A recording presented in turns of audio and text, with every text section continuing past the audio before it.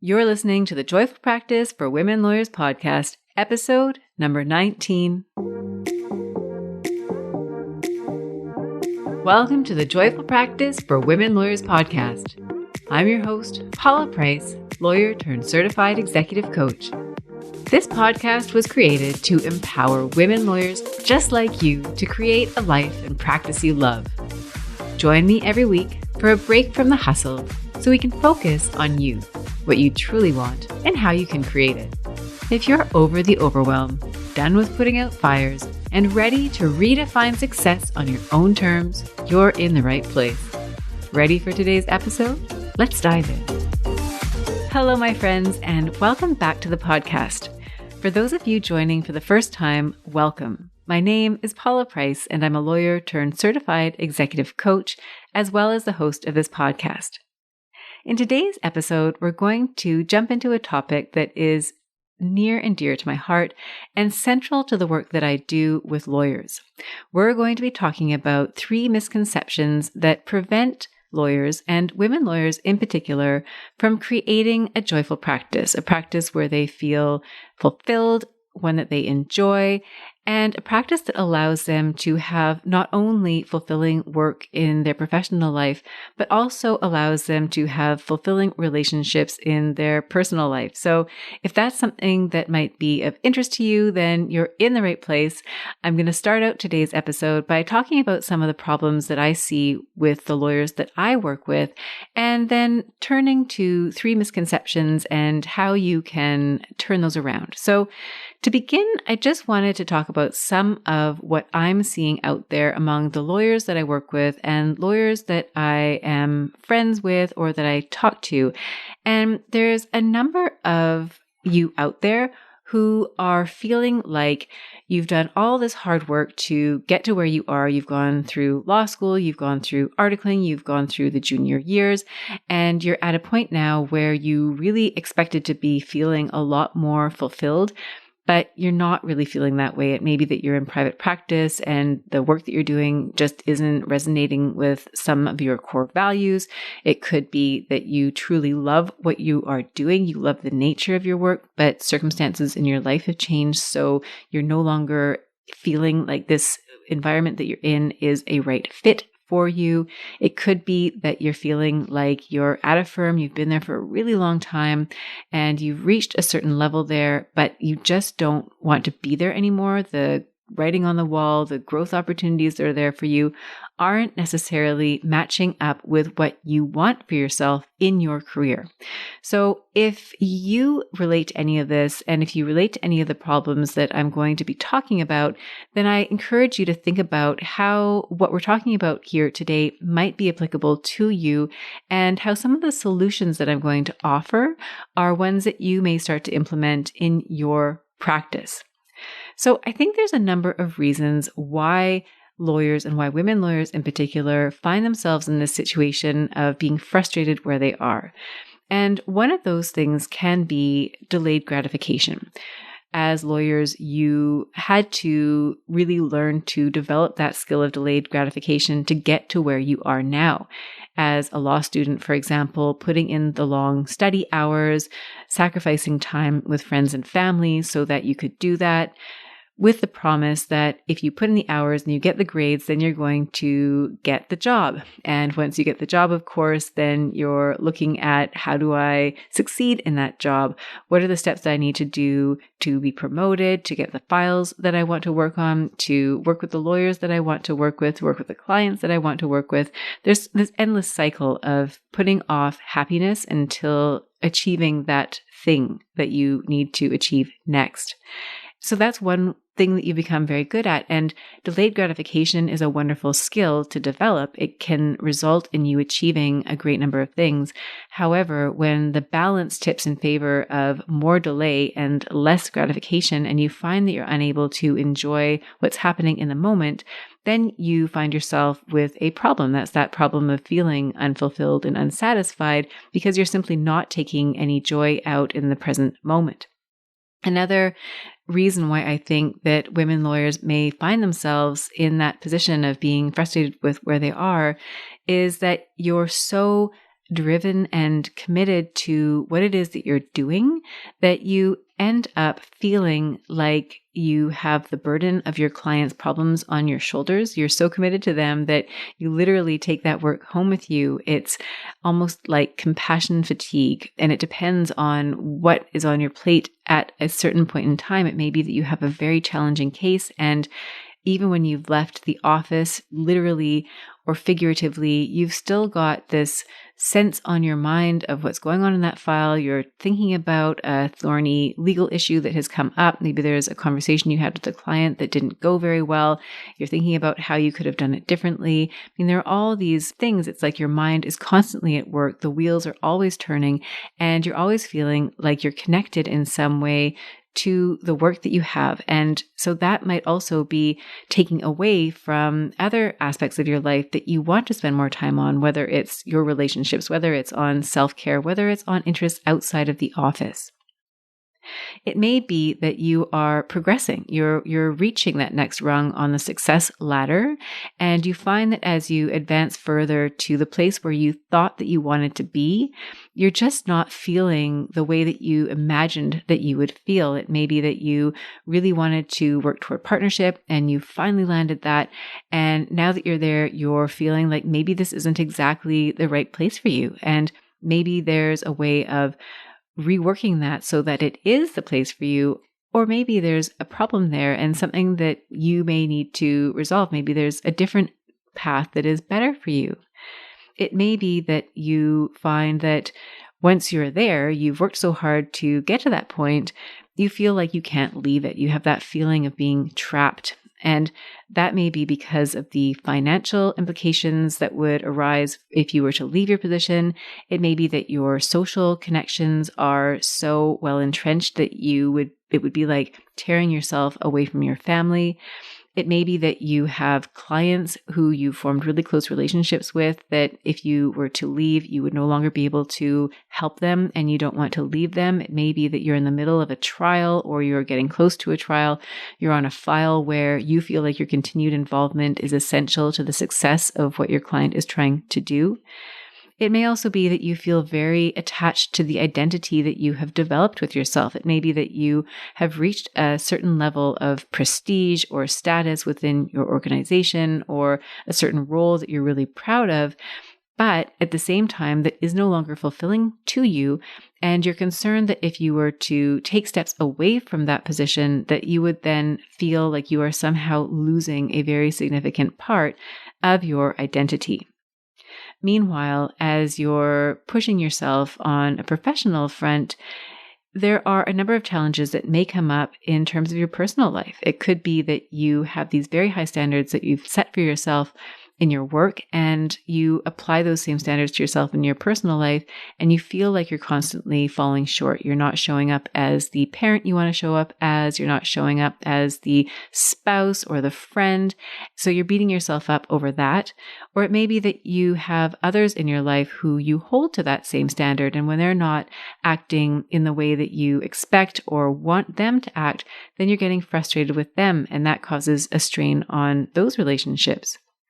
It may simply be that you don't have the time. You don't have the time for these relationships, and that's causing them to atrophy. It may be that you're not spending time on your own relationship with yourself. It may be that you're neglecting your health routines. You've stopped exercising. You're not paying as close attention to how you're nourishing yourself, and you may find that your energy is slumping and that is cascading and almost snowballing into a cycle where you just continually feel worse and worse. And instead of feeling like a boss, like somebody who's empowered, who's in control, who has this amazing professional life and this amazing personal life, you're starting to feel more and more like you're at the mercy of your environment and those around you.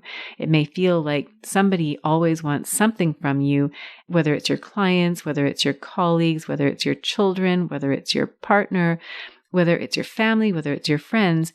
You constantly feel like you're pulled in multiple directions and you are trying to do all of the things, and yet you're really struggling to keep up. It may be that you are tired of hearing yourself talk about how busy you are. And it may have reached a point where you just feel so depleted that you literally want to crawl under a rock and just be alone for a while. So if anything sounds familiar to you, if you can relate to any of this, if you feel any of these frustrations, like you've worked so hard to get to where you are, why are you not happy? You are absolutely not alone. There's nothing wrong with anything that you've done, and there's nothing wrong with you. And you're certainly not the only person to find yourself in position. And there is definitely hope and a path forward that will bring you more joy, that is better for you. And it may be that you have tried switching jobs and that didn't work. It may be that you tried to work harder and that only resulted in you having more work and less energy for enjoying your work, for enjoying other aspects of your life outside of your work. It may be that in your relationships, you simply decided to give up, that you have sacrificed your social life, your relationship with some of your friends, some of your family, in an effort to simply focus on one thing at a time. And it may be that you have ended up not caring for yourself the way that you wanted to. And it may be that whatever it is that you've tried, the solutions haven't worked yet for you because they haven't really gone to the root of the problem. And in today's episode, I'm really hoping that the tools that I offer to you are tools that can help you overcome that, ones that can cause a more foundational shift in the way that you're thinking about things so that you feel empowered to go after what it is that you want and so that you can create a practice that brings you more joy. So in today's episode, I'm going to talk about 3 misconceptions that a number of lawyers have about what is standing in your way, what is standing between you and creating a practice that you love. So we're going to start with the first misconception. And the first one is that the harder you push yourself, the better you will be. And the reason that a number of us believe that to be true, and if you believe that to be true, you are definitely not alone, is because we are living in a society that really reinforces this whole no pain, no gain mentality. And it may stem back to your early childhood where you were told that you needed to get good grades and you needed to be a good girl and you needed to do all these things and check all the boxes. And you felt a lot of pressure, maybe from your family, maybe from your teachers, maybe from your coaches. If you played sports, I played on sports teams and I had some coaches who were amazing and very encouraging. I had other coaches that were a lot tougher.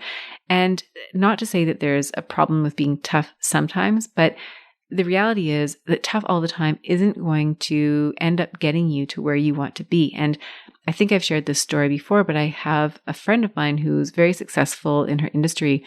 And she was talking about how she gets really stressed before she delivers a big presentation. But she doesn't want to change that because she associates this process of getting really stressed out and panicking a little bit to delivering an excellent presentation. So there's this link between the pain and the great result. And so it may be that you have that same thinking that if you push yourself, if you make it hard, then you're going to get the results that you want. And I hear this in the way that the clients that I work with speak to me. And so when they're telling me about some of the challenges that they have, sometimes there's this negative voice that they have, this negative self-talk that they think maybe is helping them, but it really isn't. Sometimes it comes out like, I don't know enough. So maybe you're thinking that you have a project that you want to work on, or somebody hands you a file in an area that you're not super familiar with. And your first reaction, at least internally, is, I don't know enough to be doing this. I'm not well enough equipped for this. Maybe there's an opportunity that you want to apply for and you think to yourself, I'm just not there yet. And so what you do is you put yourself in this state of what I call procrastinating, where you just try to learn more before actually doing the thing or taking on that next challenge. And by doing that, you simply put off the actual doing of something that could help you build your confidence. So that's an example where you've got that negative self-talk and it's actually keeping you from doing the very thing that would help you get further. It could also be that you're really judging yourself. So some clients have told me that they're afraid to open emails or to read what somebody has written in response to an argument that they've drafted. And effectively, what they're scared of is being judged. They're scared of their work being judged and that they in turn would feel like they weren't good lawyers as a result. So that type of self-judgment also isn't very effective in terms of helping you get forward. Another challenge that some of the clients that I have worked with is more of a negative view of the way that they're taking care of themselves. And so they may be critical of the fact that they haven't been doing the exercise that they want to or taking care of their nutrition. And so they're beating themselves up over that. And the truth behind the myth is that beating yourself up or pushing yourself or trying to convince yourself to move forward by speaking to yourself in this negative way doesn't actually move you forward. Often it will detract you from doing the very things that would get you forward.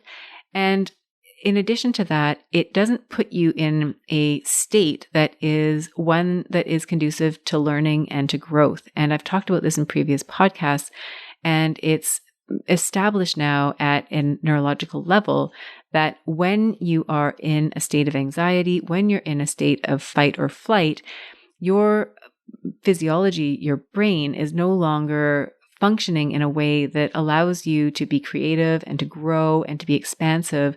Instead, what's happening is you're really focusing in on the survival element of getting through whatever it is that is facing you.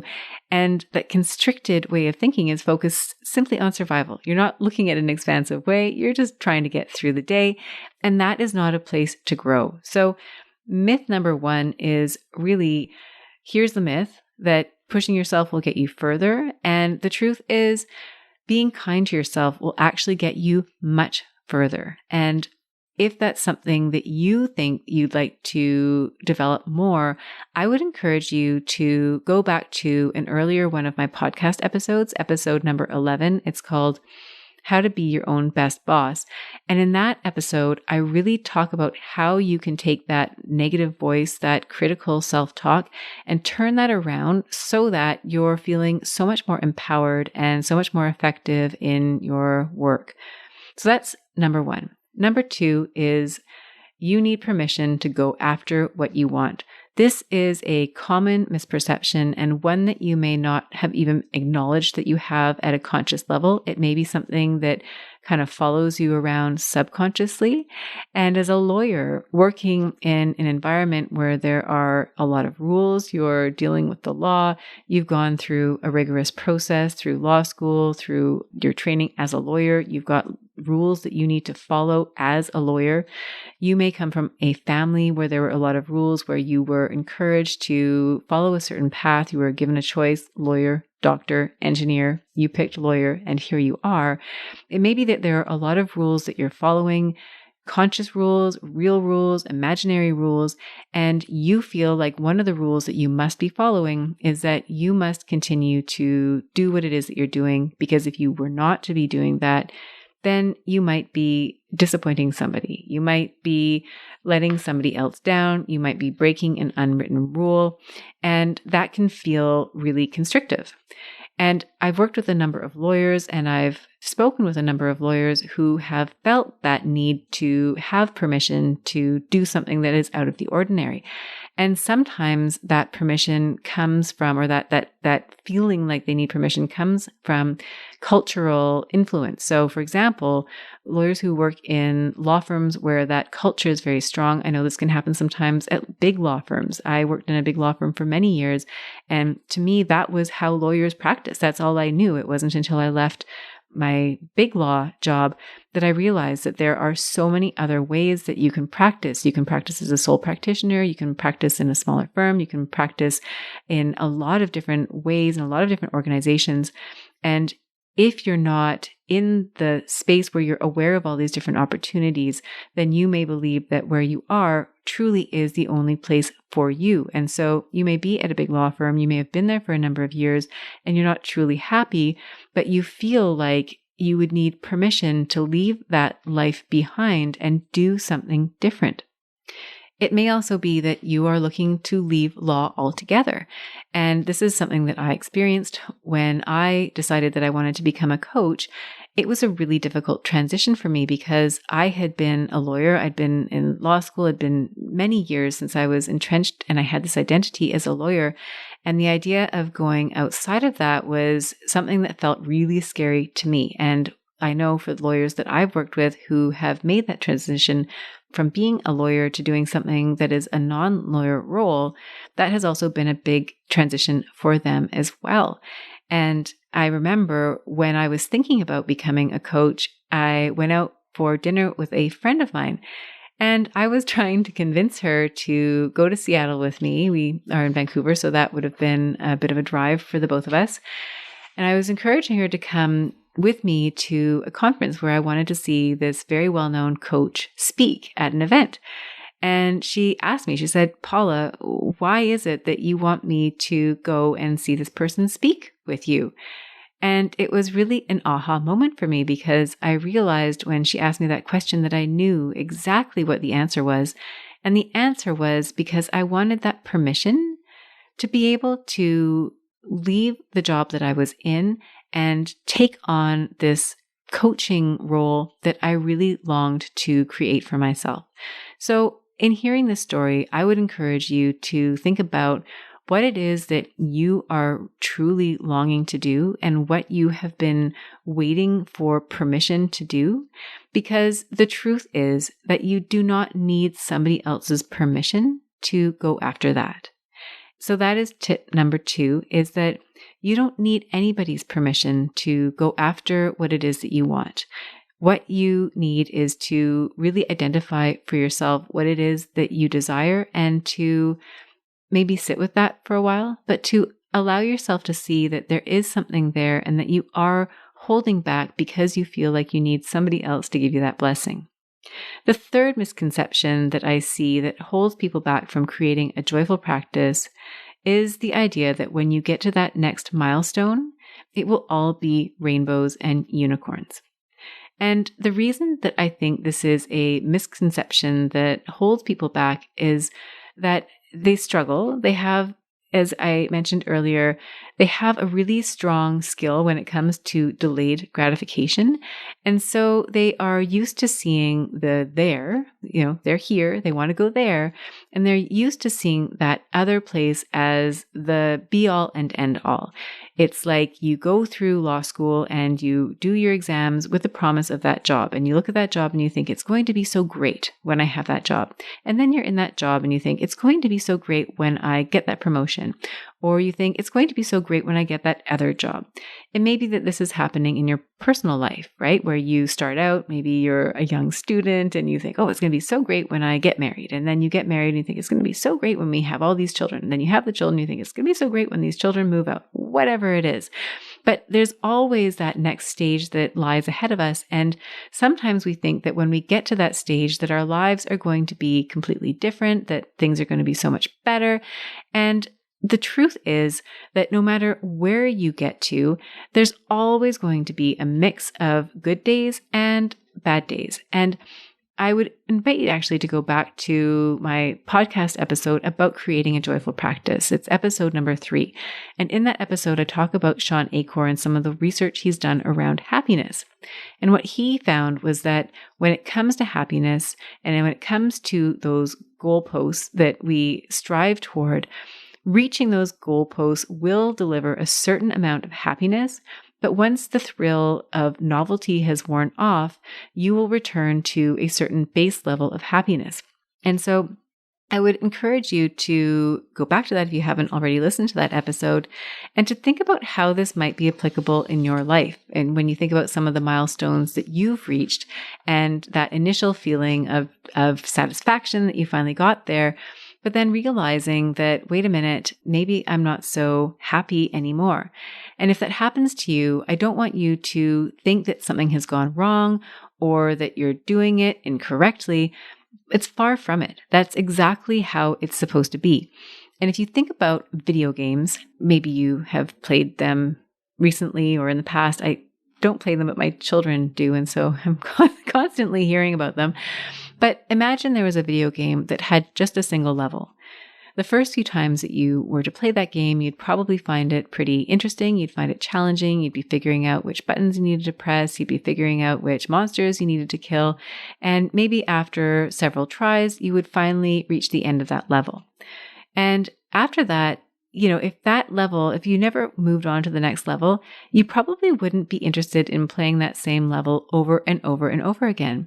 And the same is true of the lives that we live.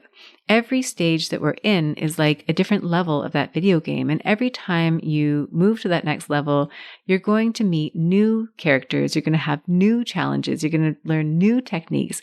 And that is part of the excitement and the joy of the work that we do, of the practices that we have of our lives. And so this myth that when you get to that sort of golden pot or pot of gold at the end of the rainbow, that everything's going to be wonderful and static and you're not going to need to grow anymore, that's not actually true. And it's not a bad thing. It's actually a wonderful thing. That's where all the fun is.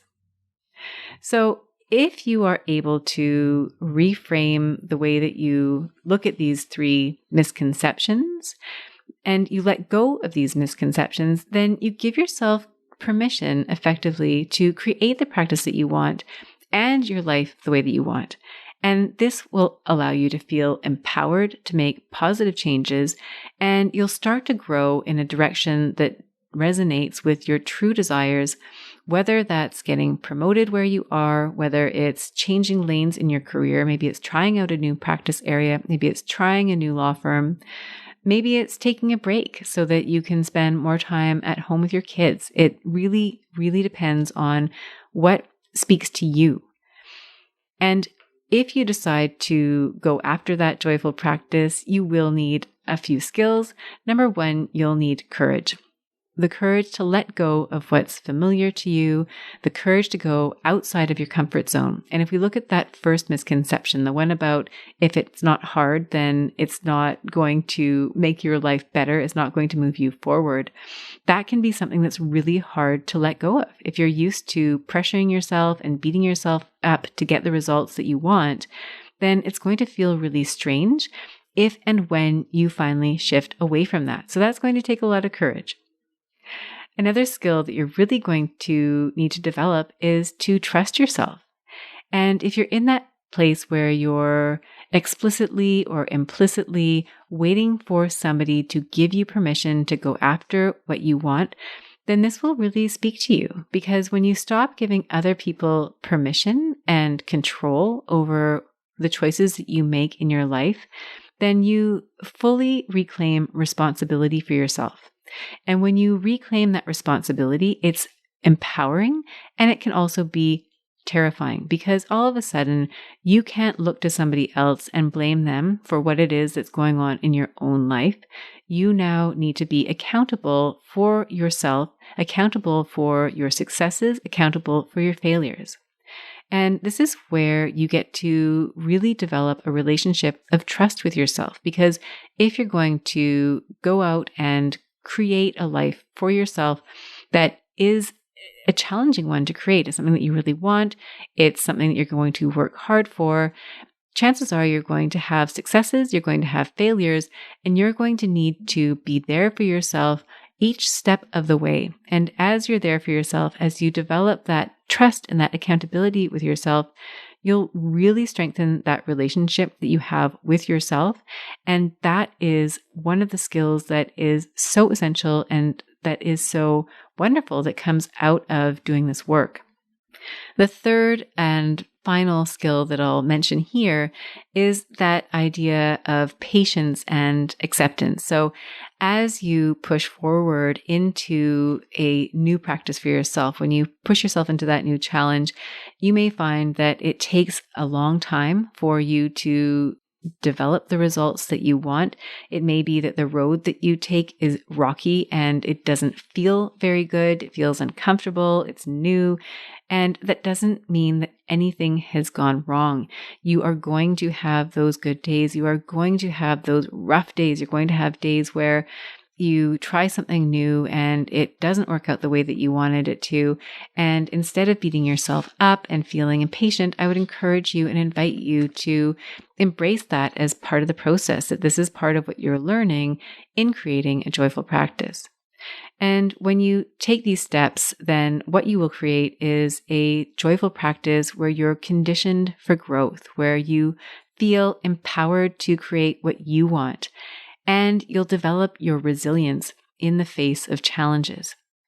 So to recap, the 3 misconceptions that we are talking about today that I'm hoping to clarify for all of you is that myth number 1, you don't need to push or punish yourself to succeed. So you can get just as far. Very likely you can get further by speaking to yourself in a kind way, by giving yourself that encouragement, by coming from a place of growth and openness and optimism, as opposed to that place of pushing yourself, beating yourself into doing what it is you think you must do. Myth number 2, you don't need anybody's permission to go after what you want. So if you really think about that and you think of what is holding you back from going after that dream that's been calling to you, that challenge that you keep coming back to, bear that in mind. It doesn't have to come from somebody else. You get to decide. And myth number 3, the truth is there is no magic place that you will get to at the end of your journey. I mean, I guess ultimately there is that place that we all end up, but as you move from milestone to milestone, it's not the case that when you get to that spot, it's going to be smooth sailing. There's going to be no challenges. The reality is that as you keep moving forward, you're going to have those new challenges, and that's okay. That's all part of the process. So hopefully some of what we've talked about today has resonated with you and inspired you to go after what it is you want, to create the practice that's going to be fulfilling to you.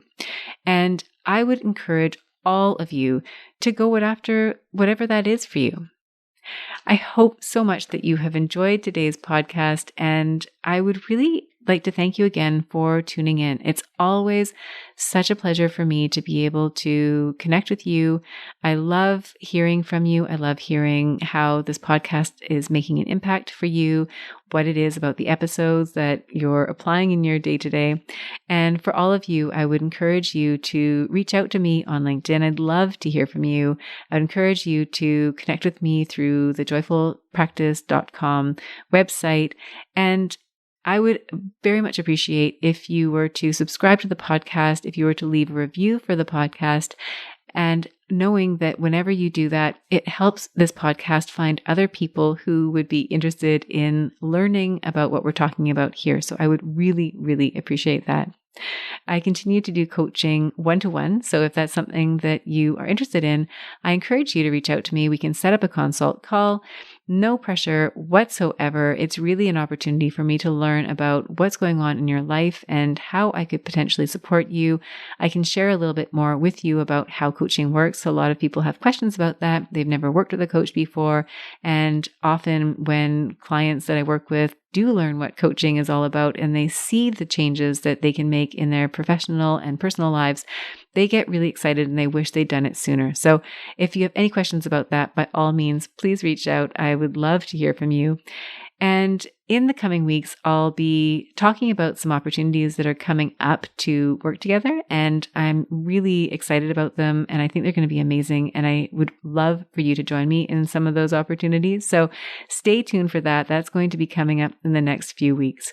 So with that, I wish all of you an incredible week. Thank you again for tuning in. I look forward to reconnecting again next week. Bye for now. If you enjoyed today's show and don't want to miss an episode, subscribe and follow the show wherever you listen to your podcasts. If you haven't already, please leave a rating and review. Your feedback will help me create a podcast that's tailored to your needs and goes straight to the heart of what matters to you. For instructions on how to subscribe, rate, and review the podcast, visit www.thejoyfulpractice.com/podcast launch. See you next time. Thank you for listening to this episode of the Joyful Practice for Women Lawyers podcast. If you want more information, visit www.thejoyfulpractice.com. See you next week.